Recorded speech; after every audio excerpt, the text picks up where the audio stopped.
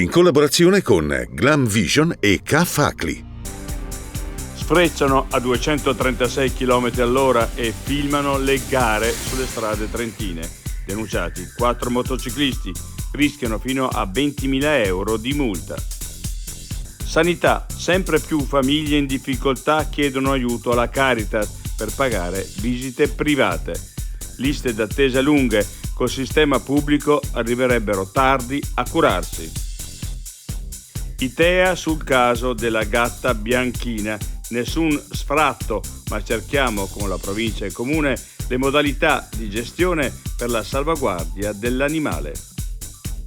Un orso che trascina un cervo sulle strade di Pinzolo? Il video torna virale a distanza di anni, ma arriva dall'Est Europa. Nelle sue mani materia e spirito diventano arte. Mastro 7 compie 80 anni. Il tempo non esiste, esiste solo l'opera.